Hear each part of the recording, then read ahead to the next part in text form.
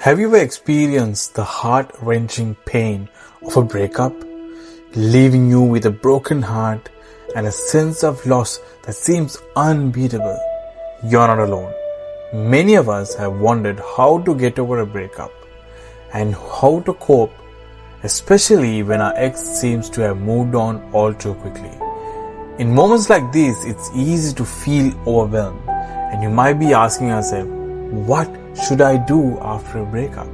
But here's the thing, your healing journey is about to take a remarkable turn. Welcome to Eternelle Amor, and today we're taking you to a transformative speech of Matthew Hussey, who is a world-renowned dating and relationship coach.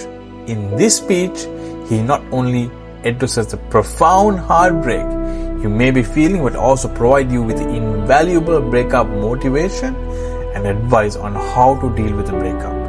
Matthew's wisdom goes beyond the typical breakup advice.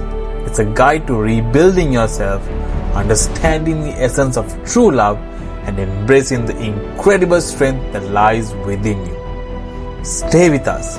We uncover the essential insights that will not only mend your broken heart, but empower you to move forward with resilience and renewed sense of purpose. Let's mend your broken heart. You're going through an incredible amount of hurt. So it's incredibly painful.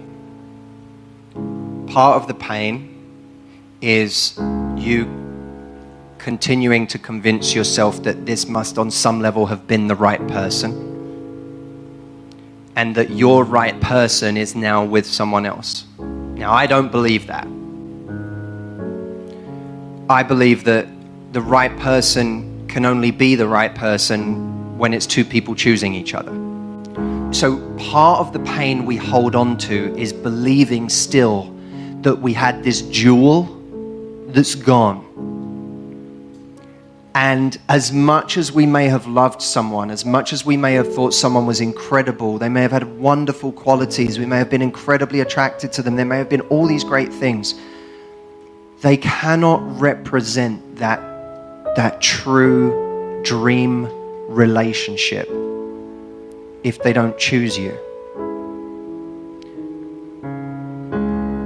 In fact, someone not choosing you is just about the biggest departure from your dream relationship you could ever imagine. So when we're saying, but we were so close, not being chosen by someone should be the greatest turn-off in the world.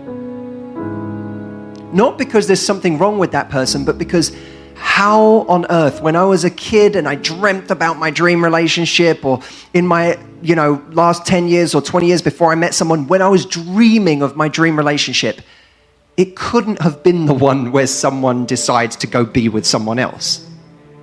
That wasn't it. So this isn't it. Then there's the ego element of someone chose someone else. Why not me? What did that person have? Why wasn't I good enough? And now we take the baggage of that forward.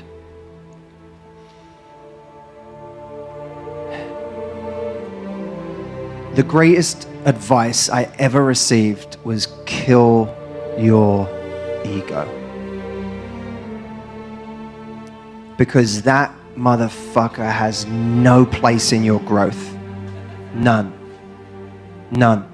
I box a lot, and when you go into the ring and you are worried about getting hurt, when you're worried about yourself, that's ego. When you're worried about the size of the other guy and this guy's skills, and that's ego. When you're worried about, I came in here to do a job, what's my job? Then ego goes out the window. And we're all gonna die many, many times in our life. We're all gonna die. You just died, right? A piece of you has to die. Right now, you're going through fucking hell. It's been awful. Someone ripped your heart out. That's hell.